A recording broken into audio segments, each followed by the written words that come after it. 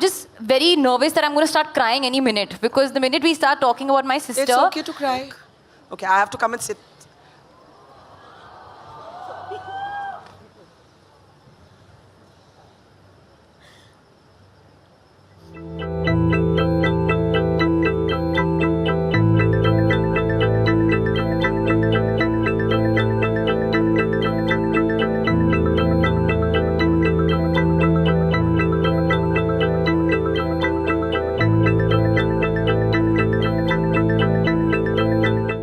Very nervous that I'm going to start crying any minute, because the minute we start talking about my sister... It's okay to cry. And her, no, but it's not. It's okay to cry. It's not when I start crying, I don't stop. So now suddenly... We'll cry together. Okay. Chal, we'll cry together. Really. It's okay. Why do you feel so emotional? Because even when Shaheen first wrote this book... Okay, I have to come and sit.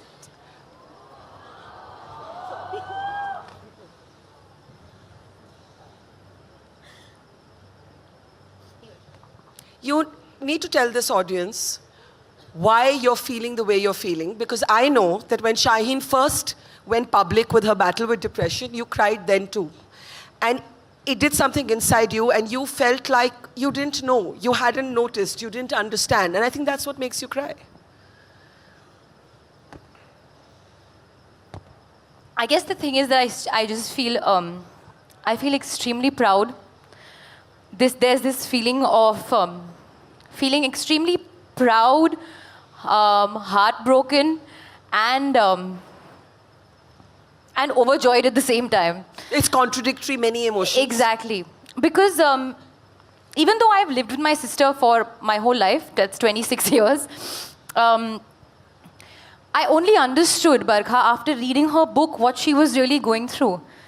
And that makes me feel on so many levels so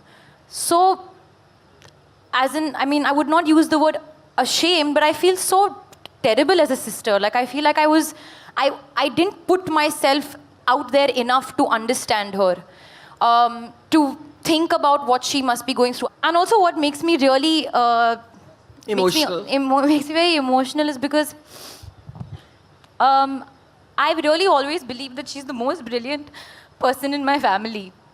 And to some extent, she's never believed that about her own self. And you can correct me if I'm wrong, but that always broke my heart. It really, really broke my heart, because she is. And not just me, everybody in the family.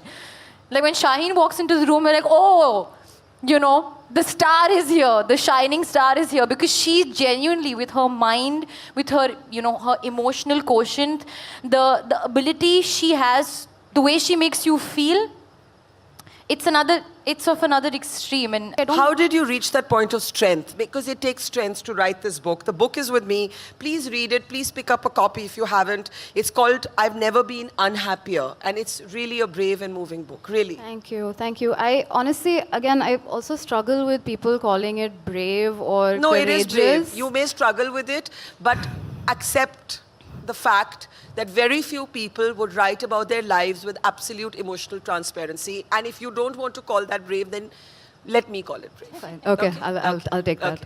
I mean, okay, but the reason I think I struggle with that as well is because on one hand, I feel like I've kind of been raised to be slightly transparent in general. My family is like that. My father is like that. My older sister, Alia, also to a huge degree. So it doesn't, to me, it doesn't feel like I'm putting myself out there in that way. And I also feel like a part of it is selfish, why I've done it. Why? Because I feel like I was done hiding. I was done sort of pretending to be this whole other person that I was not.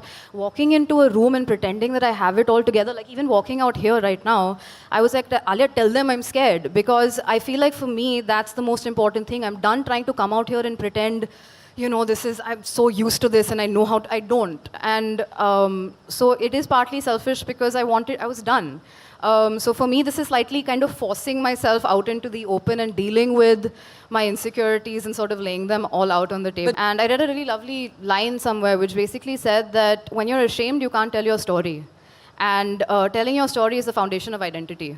Yeah. So not being able to talk about who you are, I'm afraid, you know, like I'm scared, like always afraid, you know, and that's fine. But it's helping me sort of claim who I am as a person.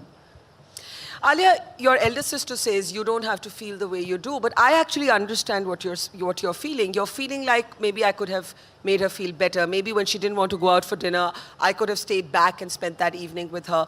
But is there also that sense of, and I know this happens a lot, that when one sibling is kind of more out there, more comfortable, more social, and the other one is a little more withdrawn, is there slightly that sense of guilting yourself about it? Like, how have you coped with this? Because when something like what Shaheen has battled with happens, it's not just her battle. It becomes a family's conversation. It becomes a family's battle. And it plays out in different ways for all the family members.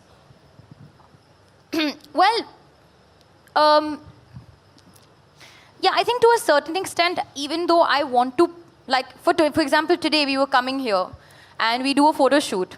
I mean, actors have to do a photo shoot before they leave their house because we dress up is it? Yeah, because we dress up in clothes that don't belong to us, so we need to make a post to give them credit, you know. So otherwise you don't get as big designer brands later and stuff. So you have to now become a norm. I love you, Alia, for your candor. It's become a thing. You have to post. So we were doing a photo shoot and I did my poses, this and that. And I could see Shaheen was there doing her makeup and stuff and she was getting uncomfortable. She's like, can we leave now? Can we go now? Can we do this now? So as simple as me pushing her to, I said, Shaheen, your book is releasing. We need some pictures of you, you know, because there's going to be some press around the books. Nobody knows, nobody has any pictures of you. They have one black and white image of hers, which is beautiful. It's my favorite image of hers. But I would like to have more pictures of Shaheen out there so she can promote her book, which it's not only for her. People deserve and people should know that this book is coming out and it's all of that and what it speaks about, etc. So as simple as me being like, Shaheen, go. Smile, and that pictures of being taken. I said, you're looking so pretty, you're looking so lovely, and she was just getting conscious, and I'm like, Shaheen, just go, push yourself in the moment. So there was a certain feeling of, I don't know how much to push. Yeah. You know, so there were days where I would, you know, that she, like every time like my mum and her and me would be free, like, okay, let's go out, Shaheen. And she'd be like, no, I don't want to go out. And to a certain extent, you understand, but, and I'm sorry that I'm saying this, but I'm being totally honest. As a human being, you get a little irritated. So I feel guilty for feeling irritated with her. Yeah. You know? Like there was a time I remember we went to Viva Maya.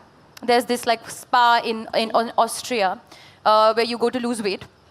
So we all went as a big happy family who love to eat food. We want to go lose weight. So we went. And we'd basically have a couple of things to do in the day, but otherwise it'd be very boring. So I wanted to go out, I wanted to hike, I wanted to take a cycle. And so on the way, I was like, Shaheen, we'll do this, we'll do that, we'll do this, we'll do that. And she was like, yeah. And when it came to it, and I went to her room and I said, come on, I'm going cycling, let's go cycling. She's like, I don't want to go cycling. And I'm like, but we just decided. So, you know, in moments like those, it's human to get irritated with your sibling.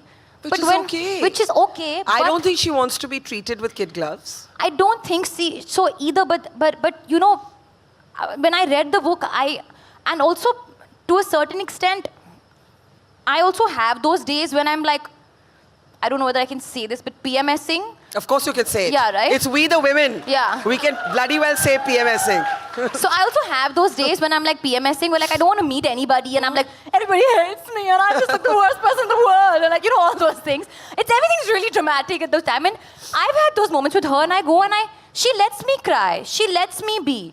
Because to a certain extent, she feels that not just once a month. You know, she feels that on a regular basis. So I felt guilty that I don't have that same kind of understanding. I may not show it to her, but the fact that my mind was irritated, I feel guilty about that. How many years did you live with this? And did you have those moments when you felt that I don't want to live?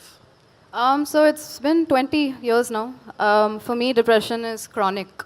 It's even now? Even now. Talking about having times when I don't want to live, that happened to me a couple of months ago. And I hadn't felt that way in a really long time. It had been a really long time since those thoughts and those feelings came back. But they came back. But so you have felt suicidal? Of course. Yeah, I attempted suicide when I was 17 or 18 as well, 2005. Yeah. And did anyone in your family know? No, I mean...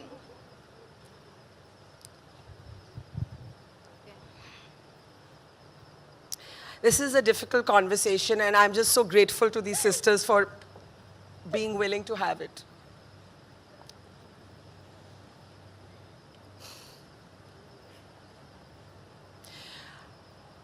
It's tough for Alia, but it's really brave of Shaheen to actually sit here in front of, I don't even know, 600 people, 700 people, and say that she thought of not living.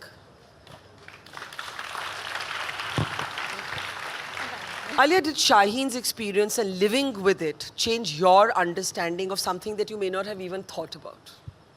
Before Shaheen wrote this book and you read it and you understood what your sister had lived with, maybe you had misconceptions about why people are depressed. Maybe you interchangeably thought it's the same as being sad, which all of us are. So I'm just wondering what that journey's been like for you.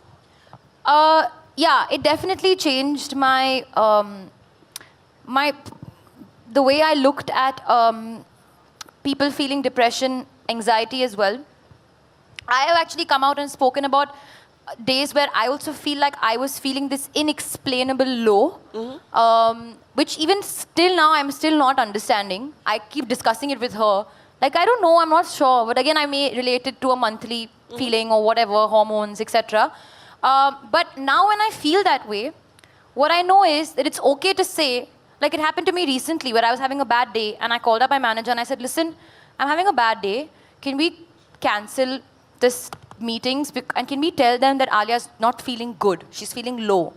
Like, don't say that I'm unwell. Just say, don't say I have like a stomach bug or something. Say that I'm feeling low. You didn't feel the need to pretend and pretend that it was something else. And the response I got for it was very, like, people were like, the meetings that I canceled, it's okay, we understand.